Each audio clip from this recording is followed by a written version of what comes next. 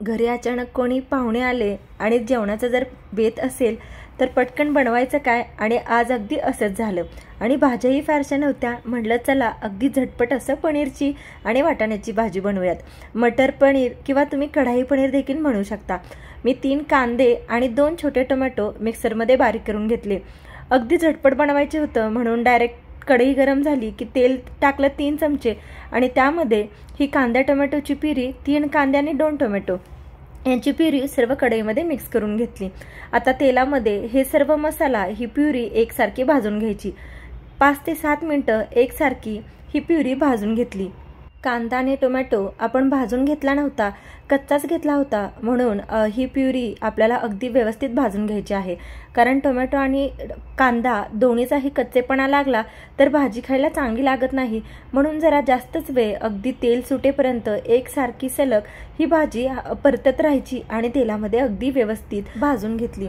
पहिल्यांदा मी 2 ते 3 मिनिटं एकसारखी परतत राहिले. त्यानंतर यातलं पाणी आटायला लागतं आणि कडेने बघू शकता तुम्ही थोडं थोडं तेल सुटल्यासारखं दिसतं. जसं आपण हे ग्रेव्ही भाजू तशी ही घट्ट व्हायला चालू होते आणि याचा पातळपणा जो होता तो लिक्विड पूर्ण निघून जातं.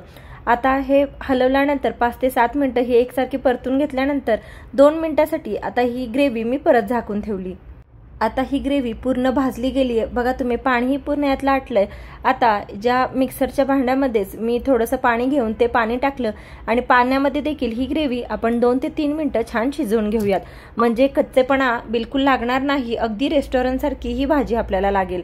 आता ह्या पाण्यामध्ये देखील 2 ते 3 मिनिटं शिजवून घेतलं आणि झाकण बंद करून एक वाफ काढून घेतली. आता यामध्ये मदर्सचा हा कढाई पनीरचा माझ्याकडे मसाला होता. हा मसाला देखील यामध्ये मी घालून घेतला.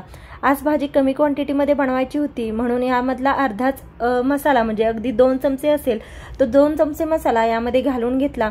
या तेलामध्ये या मसाल्यासोबत सर्व हा व्यवस्थित परतून घेतला आणि त्यानंतर यामध्ये मी अर्धी वाटी थोडंसं पाणी टाकून घेतलं. मसाल्यासोबत आता ही ग्रेव्ही एकसारखी परतून घेऊयात आणि मसाल्याला देखील 2 ते 3 मिनिटं छान शिजून घेऊयात. मसाला अगदी व्यवस्थित शिजला गेलाय. आता यामध्ये मी 2 ते 3 ग्लास पाणी टाकून घेतलं आणि पाण्यामध्ये हा मसाला एकसारखा आपण परतून घेतला. आता यामध्येच मी पनीरचे अगदी मीडियम साईजचे स्क्वेअर आकाराचे असे काप बनवले होते. ते काप आणि वाटाणा टाकला आणि ते देखील मसाल्यासोबत परतून घेतलं आणि त्यानंतर मी पाणी टाकलं आणि याला आता 1 ते 2 उकळी मस्त येऊन द्यायची आणि झाकण बंद करून 3 ते 4 मिनिटं गॅसवरती ठेवून देऊयात. आणि असं आपलं हे कढई पनीर खाण्यासाठी तयार आहे. आणि भाजी एकदा बनवून झाली की वरती तुम्ही एक तुपाची धार सोडा किंवा अमूलचं बटर असेल ते बटर जरी टाकलं तर याची चव अजून वाढते. तुम्ही देखील अगदी झटपट होणारी आणि ही सिंपल कढाई पनीरची रेसिपी एकदा नक्की ट्राय करून बघा. व्हिडिओ आवडले असल्यास व्हिडिओला लाईक करा, कमेंट करा, शेअर करा. माझ्या मिसेस RYK या यूट्यूब चॅनेलला सबस्क्राईब करायला विसरू नका. Thank you so much.